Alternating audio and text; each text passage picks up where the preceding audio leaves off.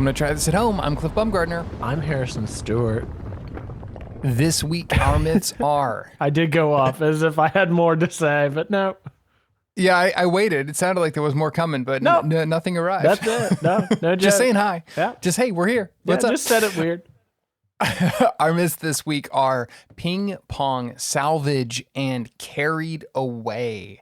This episode originally aired on November 3rd, 2004, directed by Peter Reese, and I am now looking in the credits. Did you see it this week? Did you see who produced and wrote this episode? No, but I have a guess. It's friend of the show, Andrew Farrell. Yay!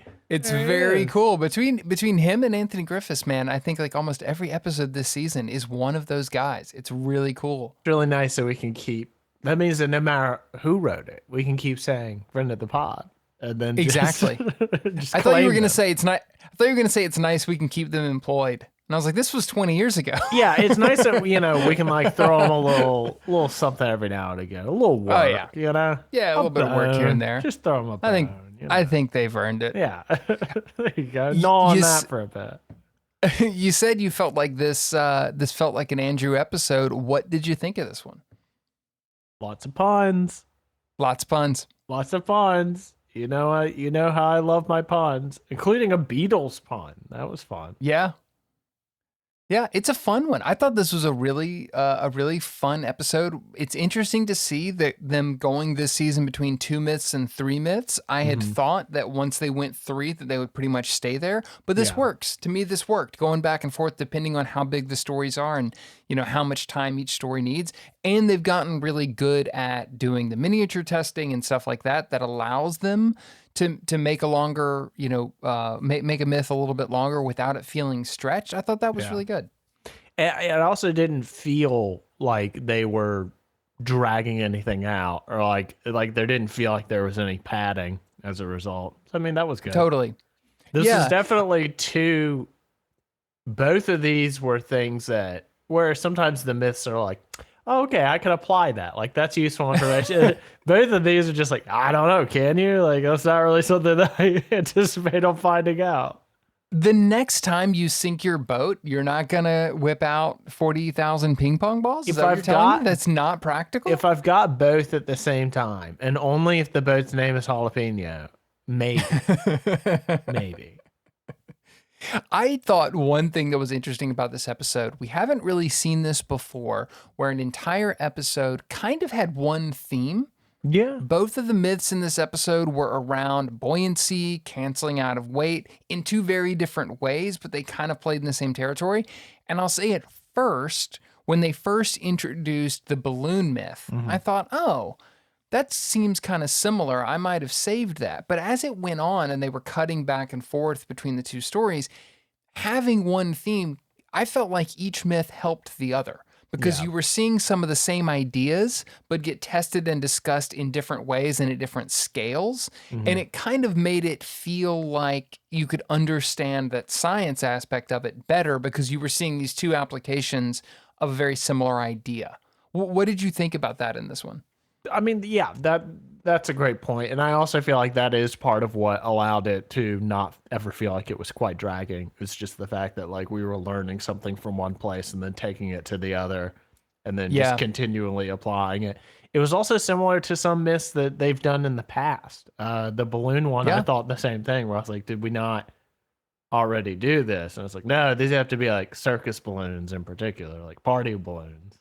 Like, we can't cheat. We can't get big old, huge suckers. And it was another one of those, you brought this up recently with another myth that could have been tested on paper. Like, they could have very easily gone, no, here's the buoyancy, here's this, that's ridiculous, it's not going to work. But instead, they put the time into it, they go full scale, you see all the balloons. Like, they really illustrate in both of these myths, but especially I thought the balloon myth, they really illustrated the story quite nicely visually on camera and made a show out of it. Instead of just question asked and answered, they made a show out of it, which we've been seeing a lot more of this season, and I think it's great. yeah, and we get Mr. Bean on the side, so who's complaining? I have an entire note about that. Can't wait. Myth 1, Ping Pong Salvage.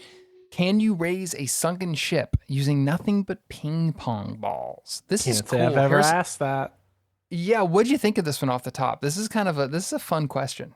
I don't know how this even.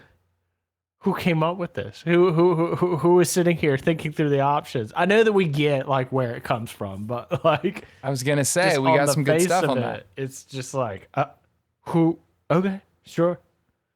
Well, I think I felt similar until before we even get to the Donald Duck of it all, which I have some Cliff research I want to share with you on that. That's I think pretty fun. Can't But before we get there, I was kind of thinking that until they showed some footage of how boat salvage actually works and they use giant inflated airbags to do the lifting, which I don't know that I had ever really thought about Yeah, before. I'll have to take their word on that one. Yeah, to me, salvage was like, oh, you got to get a big crane down there. Like, I don't know, that's the only place my head went. And so when they showed, oh no, like using, buoyancy to salvage a boat is not a crazy idea. Yeah. So if you have enough, would that work? I was actually like, okay, I'm kind of with you on that a little bit more than I thought I would be. That's fair. I still just also, do you think it's true that Jamie used to salvage boats? Or is this yet another like thing on his resume that we're just like, I maybe. don't know. Like, they slipped that in so subtly and so quickly just in the intro, just like, well, yeah, Jamie used to have a salvage company. Adam didn't say it like he normally does when it's a joke. That's true. So there is part of me that thinks that it's true. And I do think it is true that Jamie lived in the Caribbean. I think that has come up in the past and is actually true. So because he is actually a dive master. He is actually like, we do know that he is a dive master. That is confirmed. So maybe this one. Again, the mythology of the Heinemann grows. It grows. I also, why could he not have been the expert? You know what I mean? like they go and they bring in all these people. Like, is this gonna work? It's like, you actually have the guy right in the back of the shop this time. I think because even at this point, even Jamie, we've seen him do too much goofy stuff. That's fair.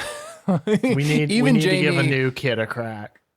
Yeah, exactly. At this point already, people are like, well, these two guys are the funny hosts. We need to bring in somebody serious. And it's like, no, they're actually both brilliant. Yes. Like, they could do this on their own, but, they bring in people to legitimize them a little bit. That's fair. You also do get a fun side character as a result. A guy that does not appear to actually be involved in the testing, but just like, oh, you guys are doing that? Oh, hell yeah, can I come? Like that is the energy of his entire. There were real, like, I was just hanging out and saw the cameras and want to know what was up kind of vibes to that guy. Well, and not only that, and that's why his like arc is so funny, is that he ends up saving the whole thing. So it's just like the guy that we just picked up ended up being the secret sauce that made the whole thing work. Really knows what he's doing. Apparently. Yeah. So as you mentioned, we teed this up a minute ago, this story apparently dates back to a Donald Duck comic from the 1940s. And when the show throws out something like that, Cliff's going to do some research. Yay! And I think this is kind of my first real research hole this season, and it's one of my favorites. So I'm excited to tell you about this. Welcome back, Research Cliff. Could we look into getting some Research Cliff music? Ooh, what would that even... You feel like a science documentary, like a da-doom, da-doom, da-doom, da-doom, something like that. I was thinking significantly lamer. Like clown horns, definitely like a lot of. I mean, that's fair. Honking. Honking. Screw is you, but that's also fair. All right. Welcome back to Cliff's. Welcome back to Cliff's magical research hall. Yeah. Take us down. I'll work on that. Okay. All right. Yeah, we can work. Tambourines are a big part of it as well, I feel. Okay. All right. Those are my only notes. We'll put that. Well, I'll send that to Breakmaster Cylinder and see what they come up with. He just wrote tambourines real big and then trumpets ?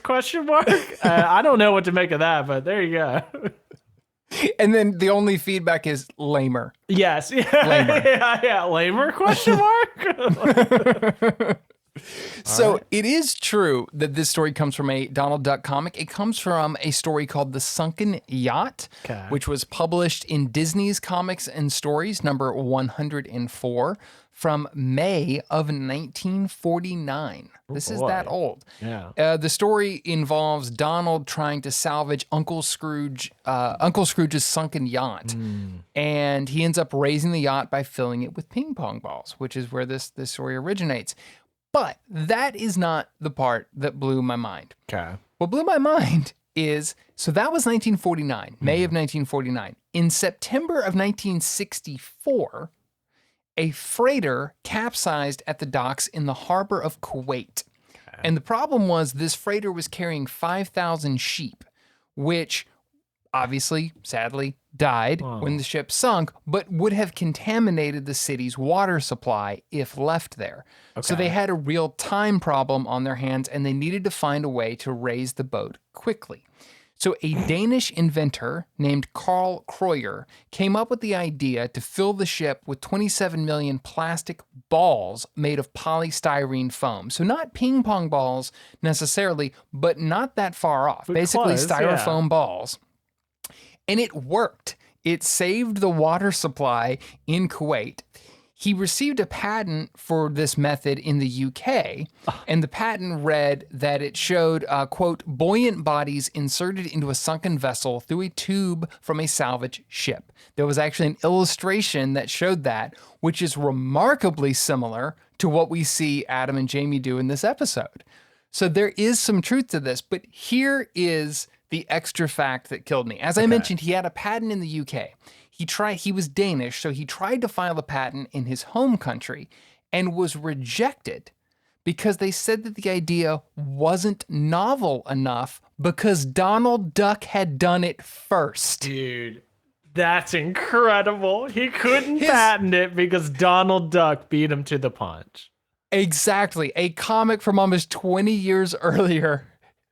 And Donald canceled Duck, out his, no less. And Donald freaking Duck canceled out this man's patent. Can you imagine going on to Shark Tank with your like lifelong passion and getting shot down because this jackwagon just happens to notice, actually there's a 1949 issue of Donald Duck comics in which he raises a boat and using a similar method, therefore. What if they're just panning down the sharks and the last one is Donald Duck? It could be. I've always had some questions about why. I was like, Duck is in the last name. It's a little on the nose. It's a little on the bill. I don't know. I don't know about all that. I really think it's very fun that a Danish judge knew this. That's the part of this entire story that was like, oh no, actually you can't because. And like, we give me props for research on this show. I have Google.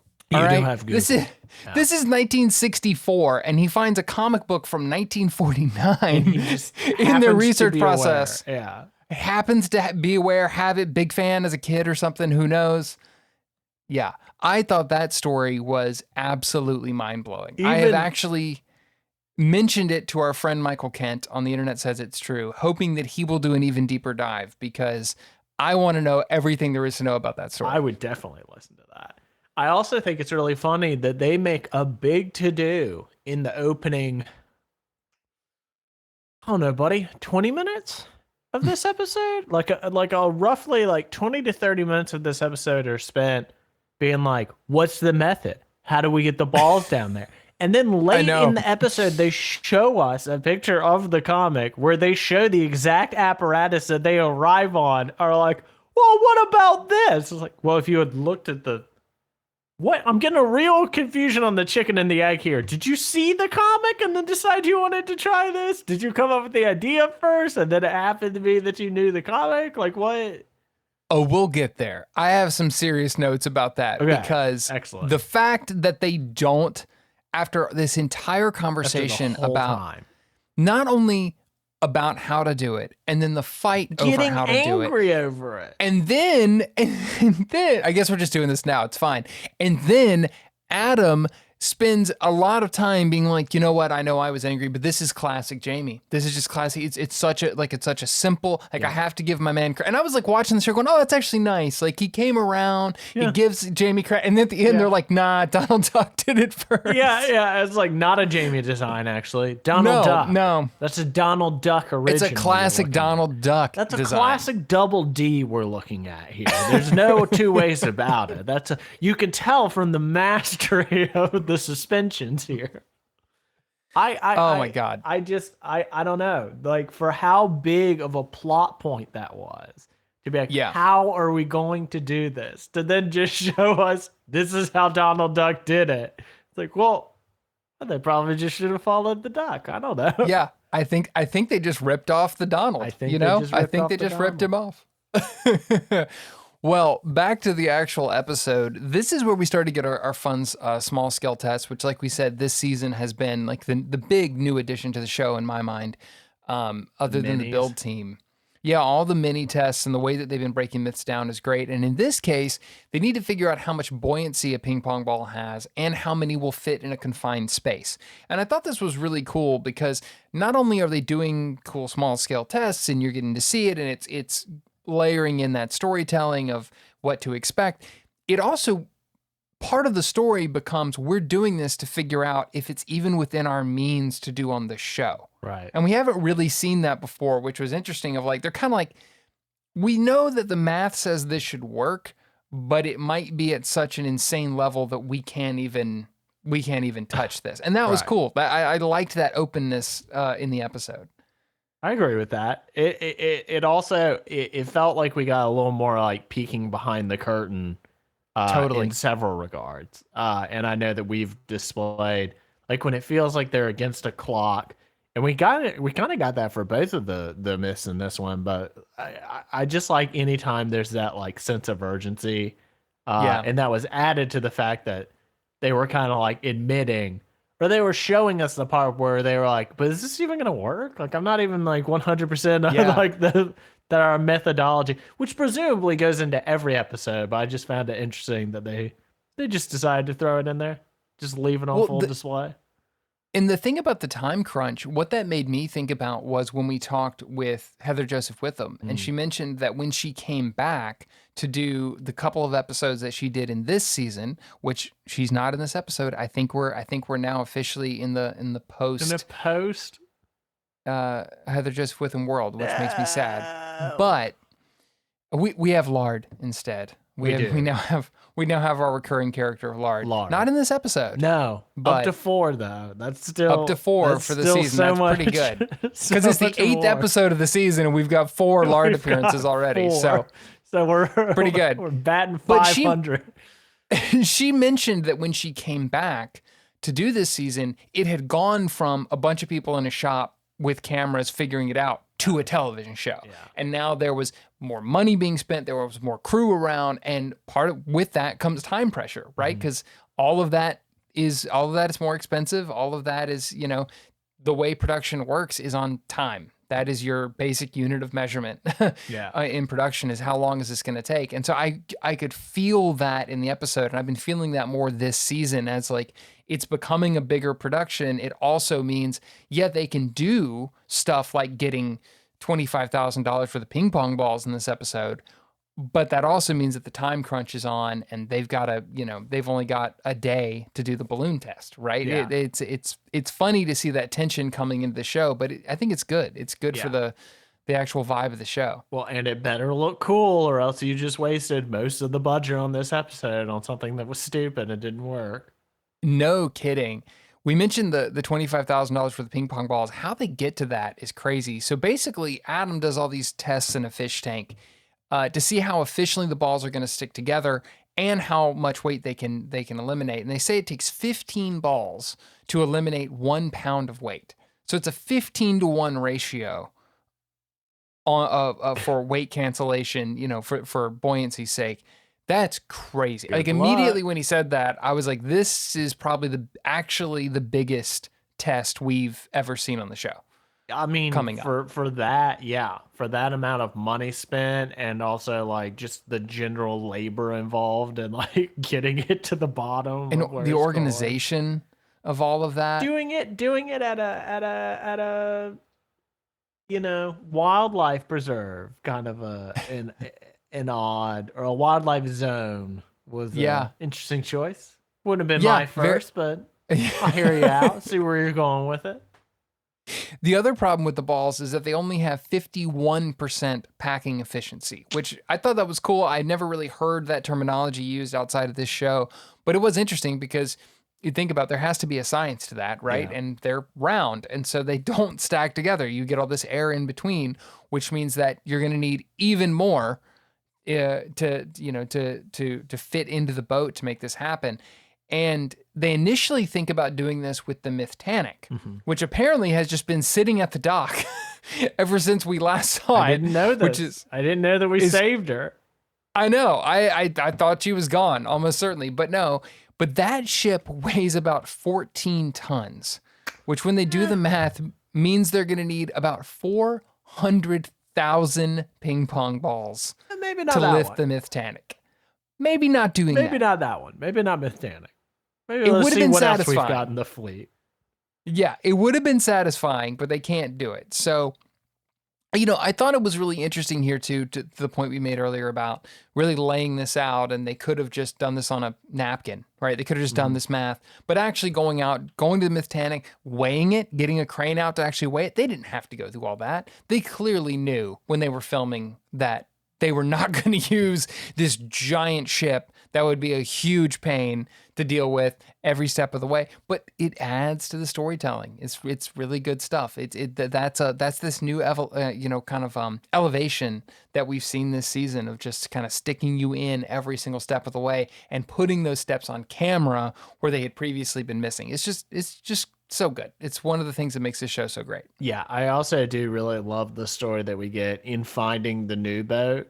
Like when they have to Yes. talk about the sea lion invasion.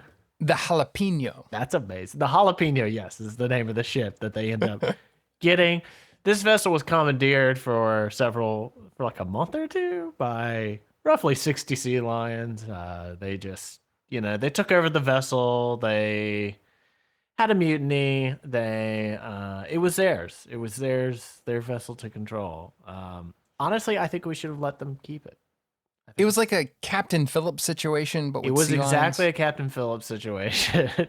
they got bullied into relenting control of the jalapeno, which I mean, sea lions can be very bullying. So it does happen. I'm not going my anywhere with jalapeno this now. joke. Look at me. I am the Look at jalapeno now. I'm jalapeno now. There's the joke. I kind of found like, I guess. Through the creative process, we got there. Yeah, the jalapeno weighs about 3,500 pounds. I mean, they only need 60,000 balls So much to raise more it. reasonable. So much more reasonable. And that's where we get that $25,000 number, which made me think this has to be the most expensive myth we've seen so far. I mean, Don't you think? I would think so. I would definitely think that the last Mythtanic would be up there. Yeah. Were you also really bothered by just Mythtanic 2 being what they settle on for jalapeno? Yes. Jalapeno? Honestly, yes. What did you come up with?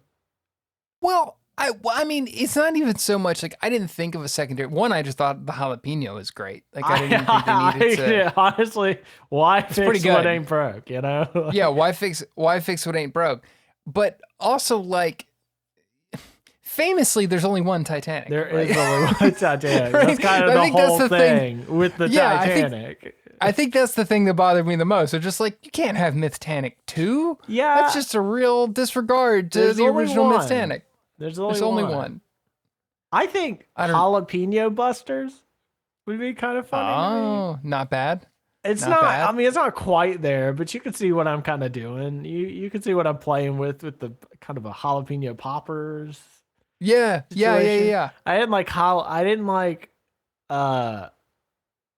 jalapeno myth. I don't know. I had some other dumb ones, but I just think Mythtanic 2 is just not it.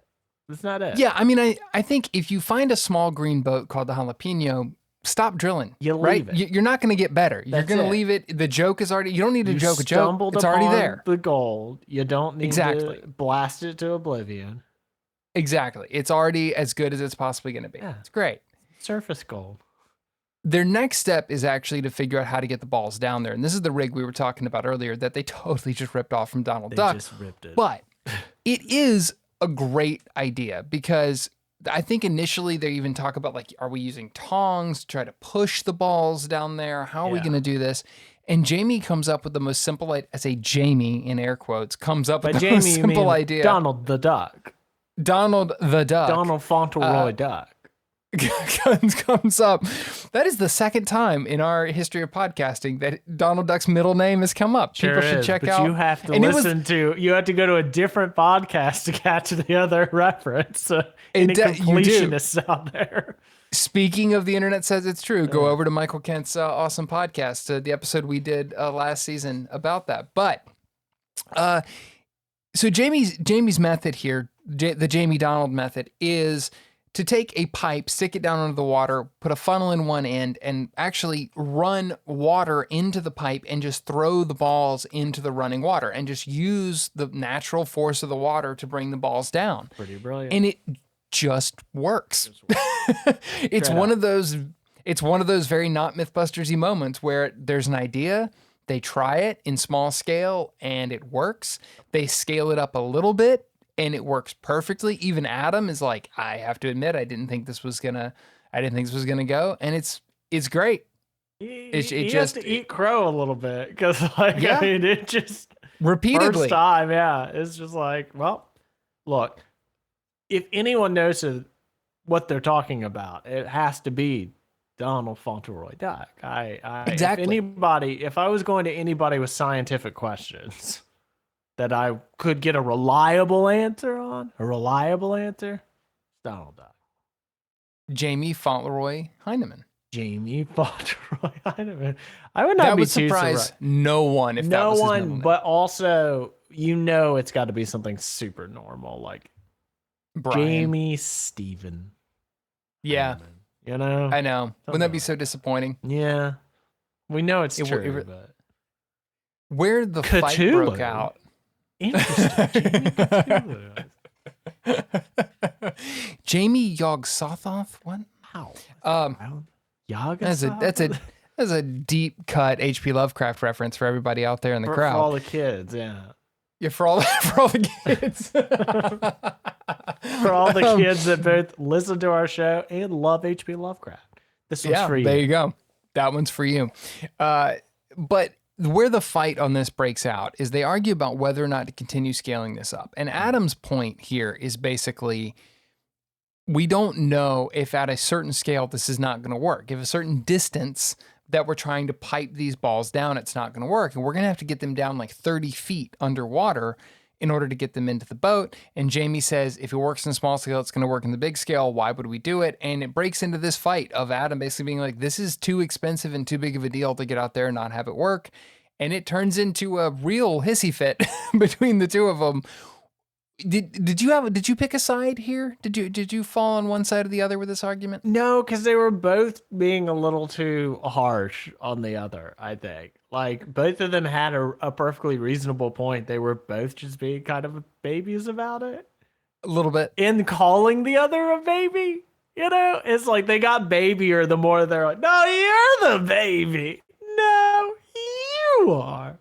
I will say this is one of the few times we have talked about in previous episodes how the show likes to make jokes at Adam's expense and even likes to edit in certain ways to make a joke at Adam's expense. This to me was actually one where the edit was in Adam's favor because they cut to him being like, look, I'm just saying, I think we should be cautious. It doesn't cost us anything to do tests, but it's going to cost us majorly if we get out there and it doesn't work. And they cut to Jamie just going, Adam needs a cookie. Right. And then like, that's it. And that's the whole argument. Come on. That's not very nice. Man. Yeah. Like, surely he offered something else up that just, nope. Just, he needs a cookie. His blood sugar's low. He's being lame. It's like, oh, dude, come on. Yeah. Yeah. So the show was for once on Adam's side. And I kind of fell more to that side too, but I think you're right. Yeah, everybody's being a little bit stiff with their arguments in this particular. Yeah. They actually just should have gone with Donald Duck's word. But here's the thing. The cookie thing actually comes back pretty quickly. It does, and it works. So that's I can't, at the end of the day, they do give him a cookie and he is better. So like I can't. Well, but not just with the fight. They actually go out, and when they sink Mythtanic 2, should we just call it the jalapeno? When they sink it, it's really awesome watching the boat sink, and they have a crowd there watching it and everything. And afterwards, Adam's like, that was so great. I need a cookie. And I was like, oh, apparently that's just a thing. Apparently Jamie wasn't wrong. Actually, like, it sounded like he was throwing shade, but it turns out that Adam legitimately does run on cookies. That is not a joke. Yeah. He just does. It's just how the machine works. It's how the cookie crumbles. Cut it. Cut it. Proud of that. Anyway, it works. It totally works. It just it totally works. Ping pong balls, raise that sucker. Harrison's like, wrap it up. I did one joke, one bad joke. We'll wrap it up. One joke. Yeah, the whole show. So I'm out, actually. No, I can't believe that once they were actually down there pumping it full of ping pong balls, I really can't believe that it actually worked. I know. Well, we should mention one thing I wanted to say before they get into the test that just added some nice drama is the day they actually go out there to try to lift the boat, there's a seafood company that they say was unloading squid and filling the water with squid juice, which effectively chummed it. I hate it when that happens. Don't you just hate it when your day at work is interrupted? Don't you just hate it when exactly where you need to build your Donald Duck device has been chummed too hard and now you can't We've all been there. We've all been there. Has this ever happened to you? It's also not the first time on this show that animal juice has had a major impact on their testing ability. No, animal juice actually comes into play fairly often. Yeah. It's a semi-recurring character at this point. Not as much as lard, but it's definitely there. It's getting up there. It'll get a count pretty soon. They start to fill the boat, and like you said, it just works. The whole filling process works perfectly. They've made a much larger funnel, and it just works right away. I did notice there was a little bit of uncomfortable foreshadowing that Christine, the myth turn, cuts her hand while she's opening the ping pong balls, and they like run down her injuries, and she's like, don't worry, I'll last through the show. And I was like, you last for a couple more episodes. Clock's actually ticking as we speak, myth turn. Sorry. So... that doesn't feel great. Sorry, Mythtanic. Get out of here. I feel pretty bad for her, especially because when she did like list it down, I was like, oh yeah, it kind of has been averaging once an episode.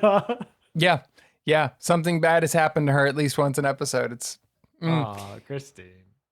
But much faster than she will survive. I need to be. She does. Yeah, clear. She will. Yeah.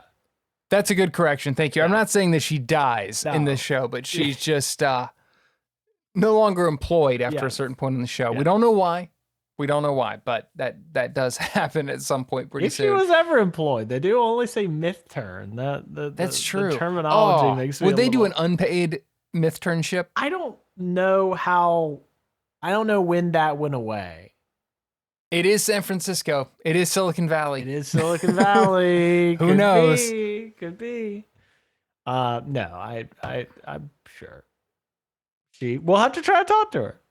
Yeah, we'd love to. I've been trying to track her down, and because she left television, it's not super easy to find her. But if anybody knows and would be willing to put us in touch, we would love to talk to Christine about her time on the show because she's great. Yeah, she's really good on camera and is a much bigger part of the show in this kind of chapter than I remembered. Even though she's not there super long, she's awesome on every episode that she's on. So she's very happy-go-lucky for how much she is getting hurt. How often? Yeah, she's really cool about it. Yeah, She's just like, oh, I came in and got horribly injured and yelled at, but having a great time. Yeah. You okay? Is everything cool, Christine? And then she's gone at a certain and point. then she's just gone. Yeah, and you're like, uh-oh. I'm sure that worked itself out. Yep. Yeah, it seems like it. But like you said, this works much faster than they even thought. It's only half full of ping pong balls, and the boat starts floating. The bow starts floating up. There it goes. And pretty quickly, they have a couple of problems along the way. A window actually blows out from the pressure that of all these ping pong balls on the inside, but they're able to fix it. And the boat floats with only half as many balls as they thought they were going to need. It's also crazy. Clogging, as we kind of noted earlier. It's clogging the thing that's getting the balls down there. And then the Donald guy Duck who device. they randomly brought along, the guy who they were like, will this work? He's like, yeah, maybe. Could I come? That guy is the one who's like, oh, you just got to cut some of the tube off. I'm like, so what now? Yeah. Like, oh, it's getting, what? When it loops, gravity's not working for you anymore. He's like, so did you guys not read the comic? Yeah. Did you guys not read the comic? It didn't work like that. It didn't work like that. See, this is my problem. You got to actually look at the pictures, okay? It's not just reading. The graphic medium is actually highly technical, and this is my problem with you people. You just read and you think you're done. No appreciation for the No art. appreciation for the art, for the high art of I guess that would be gold key age. It would have to be, right? Yeah, like Dell. But anyway, that man saves the day. He gets him to cut it. It works beautifully. He saves the day. He and saves they end the up whole rising it. expensive myth. They rise it in about 9 hours. They say it took to do this, which just sounds painstaking. But they only use 27,000 ping pong balls, so that's like 30,000 leftover ping pong balls. Cliff, how many events, how many things can be done that you would just be like, yeah, I'll go wait 9 hours for that? I don't know how many things there are that I would just wait around 9 hours to see. Like, oh, that volcano is gonna erupt. Yeah, like I'll wait a good amount of time.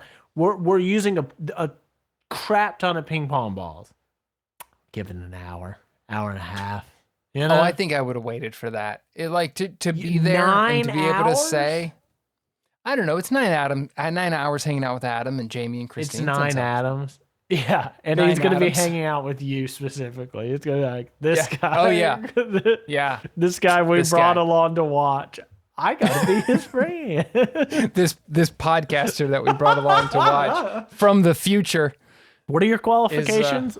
I talk on internet. On internet. That's all about a show. About the show that you're making right now. Right now. Pretty mind-blowing when you think about it. And that's called entertainment? In the future it is, yes. In the future, yes. Believe it or not, people actually will listen to that. Sometimes. Sometimes. And give it 4 stars on Spotify or Apple Music. We're still bargaining. I'm never getting off that joke. Stars. It's my favorite joke. it's a good joke. Yeah. It's good. No, it's not a good joke. Where... It's my favorite, though. Okay, fair enough. There is a difference. Fair enough. Yeah. There is a difference. Yeah. This is where we talked about this earlier, obviously, but this is where they actually come back and show the Donald Duck comic again. And I was like, really? After all of this discussion, now we know that it's they just ripped off Donald Duck. Why were they so surprised? Directly. And they never mention it through the entire episode. But yeah, this one, ultimately, their final verdict was this is plausible. I mean, it's completely impractical and it's a ridiculous idea. But as we also know from our Danish inventor who got screwed over by Donald Duck, it actually can work if you put the time and $25,000 worth of ping pong balls into it. It's also not like I was giving them a lot of crap for not assuming that something in a Disney comic would work exactly as advertised. Like I guess they are using some due caution here. Yeah, that is fair. But no, this one was tons of fun. But they still only said plausible. I thought that was weird. I think it seems like their distinction is confirmed is for something that I guess really happened. Like, could we confirm that this really happened? I don't know. We haven't can't seen a clear confirm that distinction. Donald Duck actually did that. And who would have ever thought that you could pour ping pong balls down into the bottom of the ocean? Exactly. Actually, the guys were beaten to the idea by a duck. Over 70 years ago, Donald and his nephews came up with a ping pong ball dispensing rig uncannily similar to Jamie's. And like the Mythbusters, the comic book poultry also achieved success. Myth 2, carried away. Can a child be carried away by party balloons? God, I hope so. Another kind of, classic cartoon sort of myth here of a kid at a carnival. They keep trying to appease the kid by giving them party balloons, and at a certain point they just get lifted away. And I say party balloons because, as you rightly pointed out earlier, we've seen them do something like this with weather balloons, but this is specifically small, helium-filled balloons. What you think of when you think of a balloon? Could that actually work, or how many would it even take to get liftoff, so to speak? Yes, balloons that one can actually acquire reasonably. Yes. I don't remember how expensive the weather balloons were, but I remember it was a lot. They were super pricey. They're like one of the most pricey things in those like opening episodes. But I really this is one of those that's like, this can't be true because you're telling me that every local news station in the entire world would not lose their minds over finding out that a child achieved liftoff from like a bunch of balloons. Like, no, dude, like, come on. Well, this is definitely one where from the jump that it's not going to be feasible, right? I think this is one where the fun is, what can we do to make it happen? Can we make this work? How many is it going to take, and what is that actually going to look like? So it's less of it was a fun pairing with the first myth, because the first one you're like, is this actually going to work? And the second one, to me, when I was watching it, it was more like, I know they're going to do this, and it's just fun to see what all it's going to take to get there, More than I would have thought, honestly. Yeah, more than they thought by the end of this thing.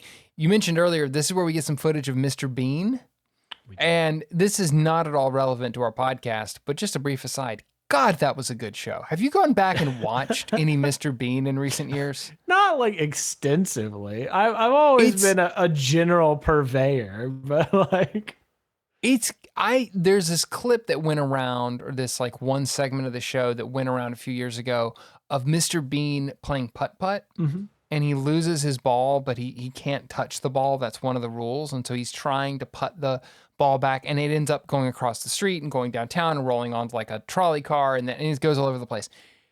The visual storytelling of that bit, it's so well done. Like, it's so ridiculously, without a single word being spoken, it's a little silent film, basically. I mean, there's music and sound effects, but in terms of like, nobody's talking, no explanation, just a silent film, and it's hilarious, and there's jokes built in. Like, it's crazy the level of craft that went into Mr. Bean.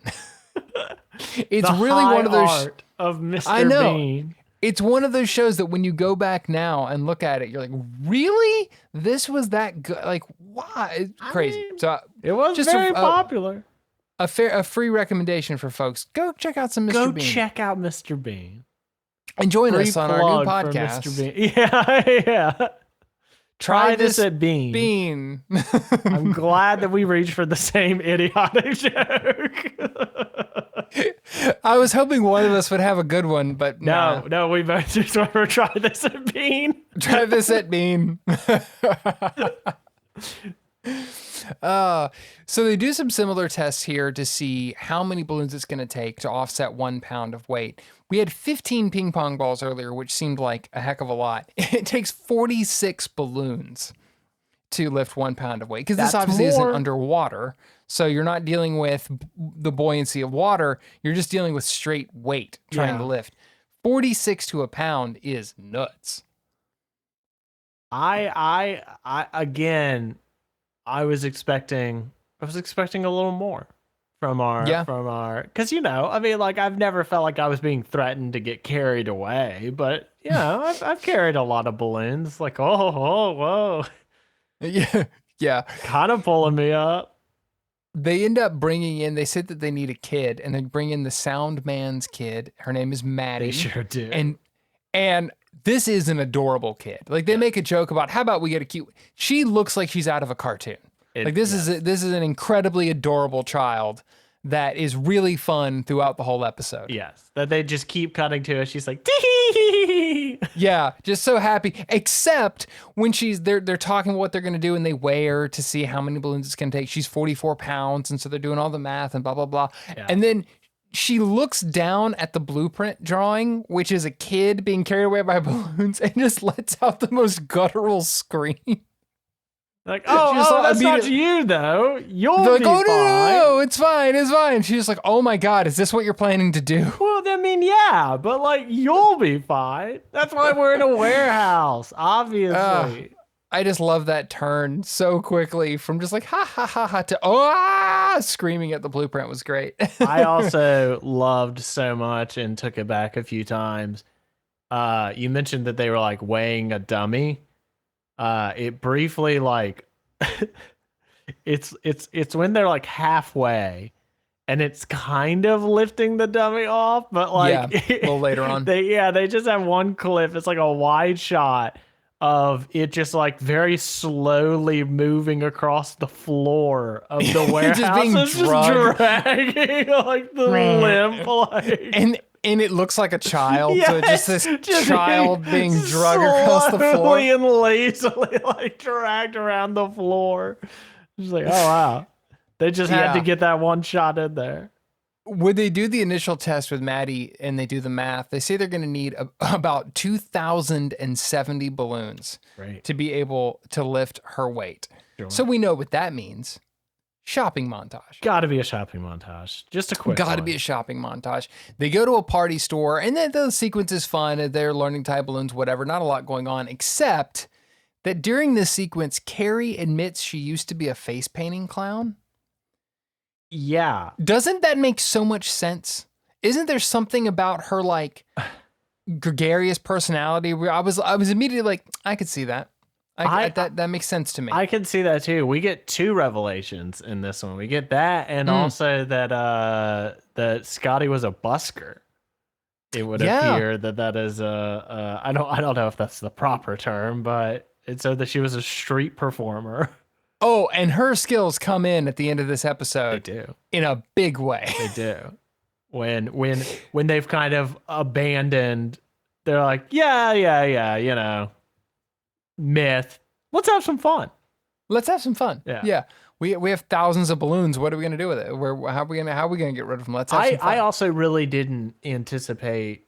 Like I don't have immediately a better method in mind, but it was surprising to me that they show up and like, all right, now it's time to blow up all the balloons. Like,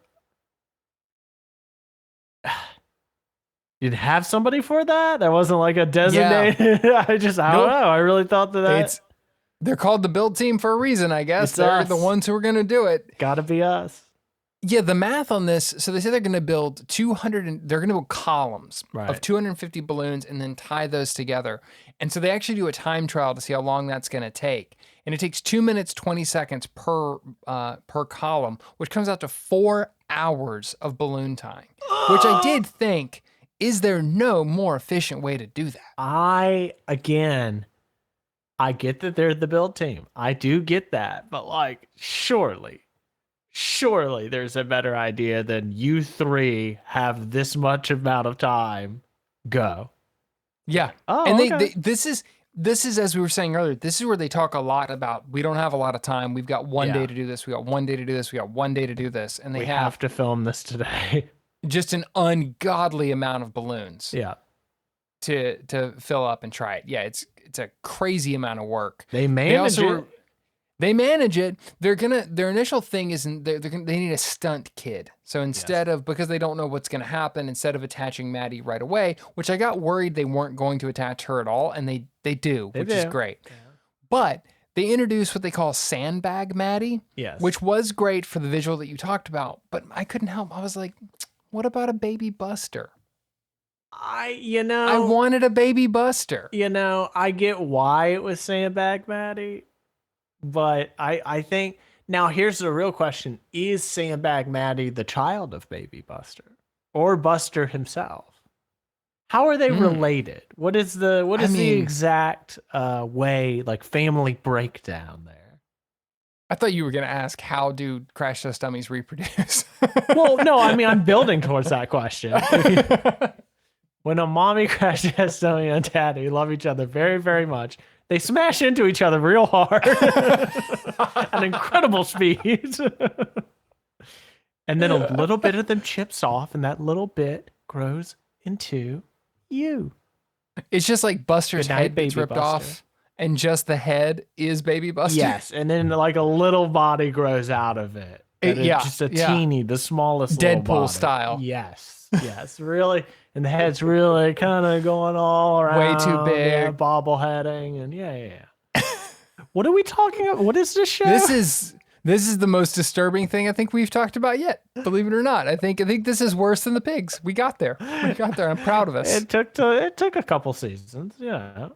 But we did it. We did it. Yeah. So when they have Sandbag Maddie, they initially try attaching balloons to her when they only have about 1,900 balloons, and they realize that they're only 1,900.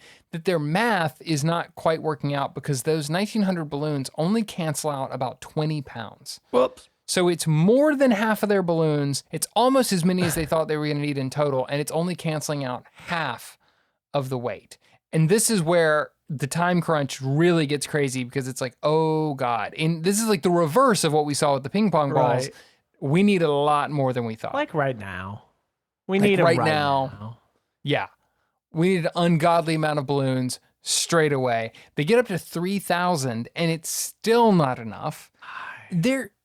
Was there something in your head from deep in childhood that seeing that many balloons, there was something magical about it? Like, it just fired some childish like synapse in my brain that was just like, oh, colorful and like, lots of that's them. the amount that's going to let me be able to fly. It's that amount. You tie it gonna lift me and a weird old man and a talking dog, and we're gonna go have a pretty good Pixar adventure. Yeah, we're gonna have an adventure that doesn't live up to the first 15 minutes, but it's still gonna be great. But it's still good. It's just an unreal 15 minutes. That's all. That's all. Still gonna get up there. Yeah, it is insane. Like you're saying, like the primitive. The child, like, that goes off in your brain when you just see the joy. Yeah. Also the insane feeling in your gut to just be like, let them go. Let them go. Yeah. Please. I know that's super bad, but like, I want to see it. I just want to see it. I know. There's that little devil on. It's the same voice that, like, you're on the side of a building and it goes, jump. It's that same little voice that's just like, what is happening right now? What? You don't have that? You're all right, Cliff? You don't have that? You don't have a little devil that tells you to jump off buildings? I mean, under what circumstances? Are we talking about like all the time, like every building? I don't know. Sometimes it's just a little. There's just a little voice. Funny. And that makes me think of BetterHelp. Our podcast is brought to you by... I was gonna say, is this not my teletherapy hour? Is that not what this is? No, this is the actually, podcast. No, this is a Chumba Casino ad, my friend. This is...